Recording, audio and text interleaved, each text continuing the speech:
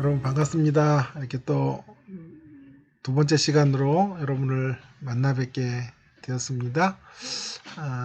지난 시간 이어서 저는 계속해서 그 요한복음 1장에 대한 논의를 좀 하려고 합니다. 지난 시간에 저는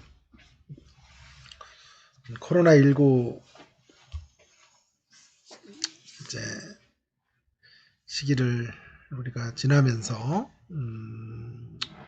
한국교회가 어디로 가야 할지에 대한 논의를 신천지와 한국교회의 지금 현재의 모습들을 좀 안타까워하면서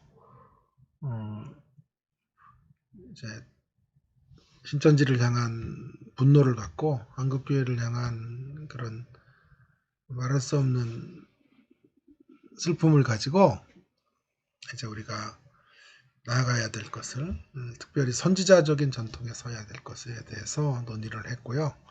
요한복음 안에서 선지자 기독론에 대한 논의로 그것을 연결하는 그런 강의를 여러분들과 함께 좀 나누었습니다. 큰 도전이 되셨으리라 이렇게 확신을 하고요. 이제 본격적으로 이제 요한복음의 논의들로 가려고 하는데, 이 이제 수업이 이제 어떤 목회 세미나로 특별히 설교의 길을 여러분들과 함께 나누는 수업이에요. 그래서 요한복음에 대한 그런 단순한 지식 전달이 아니고 또 어떤 주해나 주석을 위주로 하는 수업이 아니고요. 그것들이 어떻게 우리 설교를 풍요롭게 할 것인가 하는 논의를 좀 하려고 합니다. 그래서 먼저 첫 번째, 두 번째 제 강의에서 제가 좀 먼저 좀 하려고 하는 것은요. 진정한 어떤 강해 설교, 진정한 강해 설교의 길이 뭔가 하는 것들에 대해서 좀 논의를 좀 해보려고 하고요. 그리고 그 논의 후에 1장에 대한 논의들을 여러분들과 함께 좀 나누어 보는 시간을 좀 가져보도록 그렇게 하겠습니다.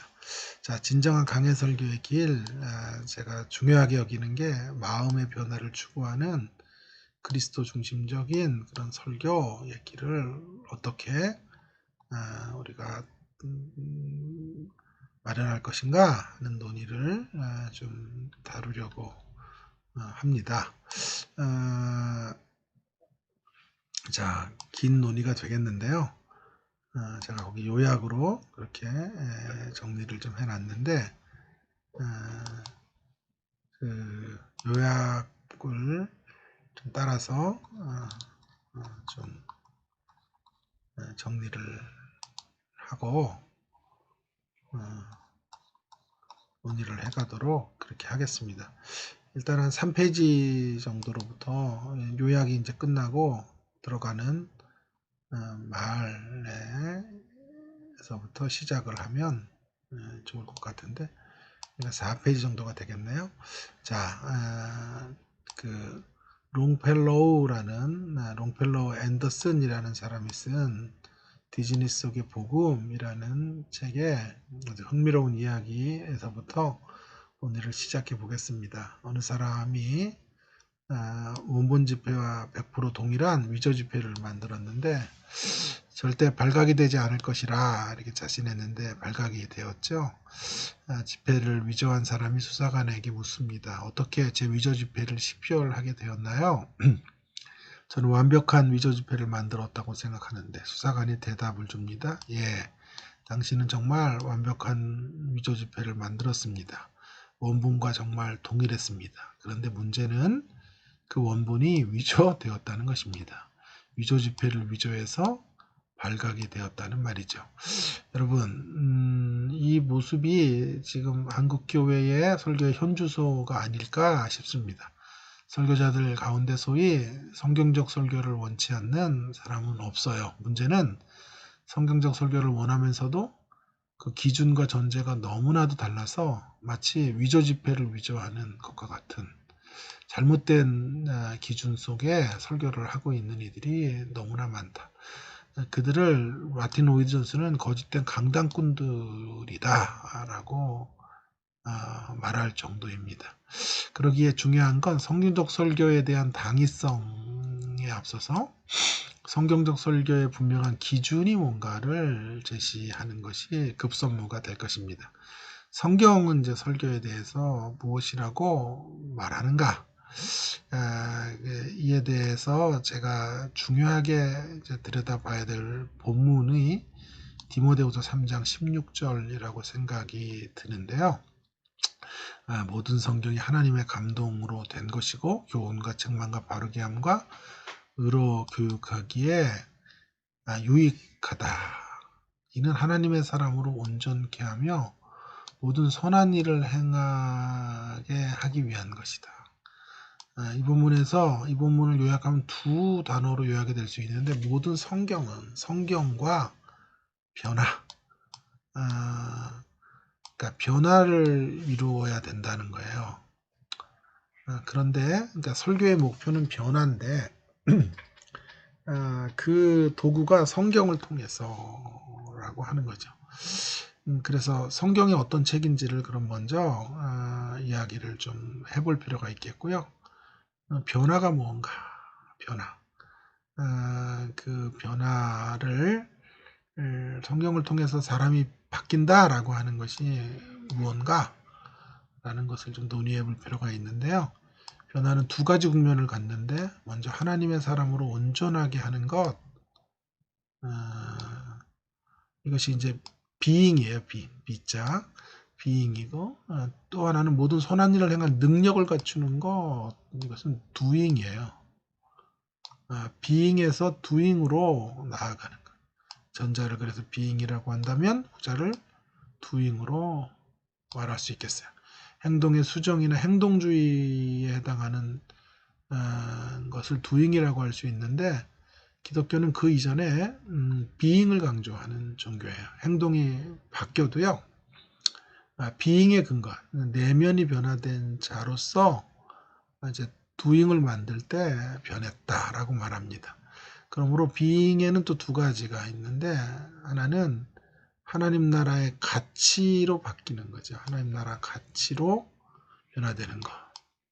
또 하나는 그 하나님 나라의 가치와 함께 성품이 바뀌는 거예요. 하나님 나라 가치로 이제 성품의 변화를 이루어가는 이러한 모습들.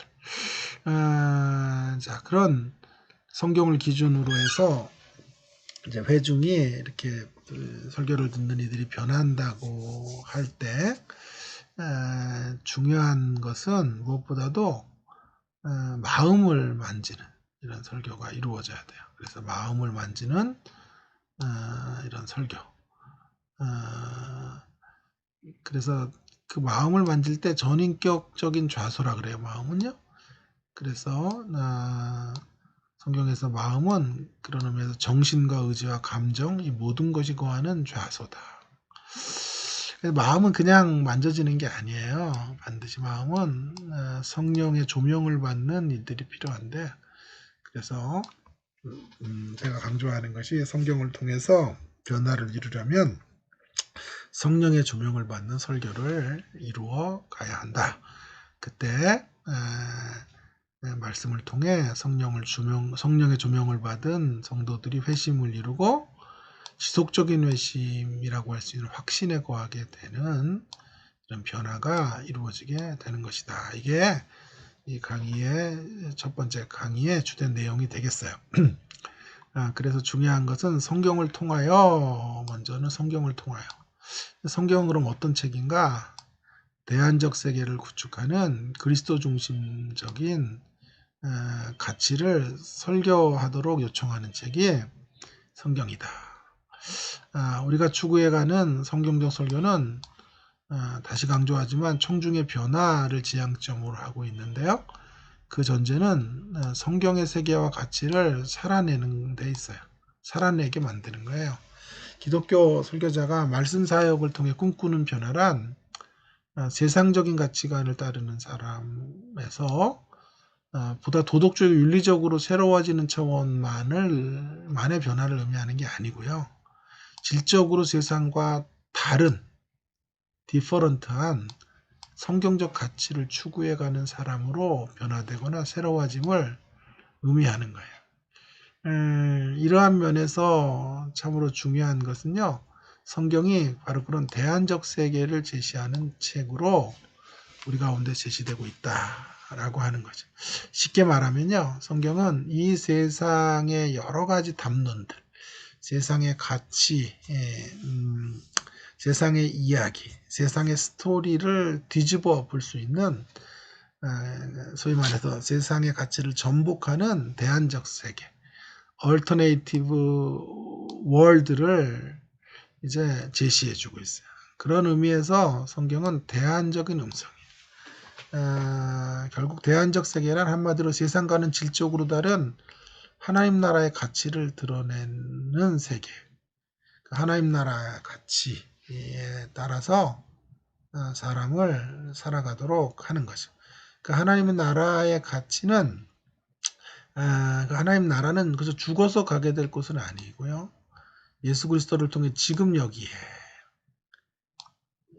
임한 미래의 하나님의 나라인 거죠. 그러니까 미래가 현실 속으로 들어오는 거예요.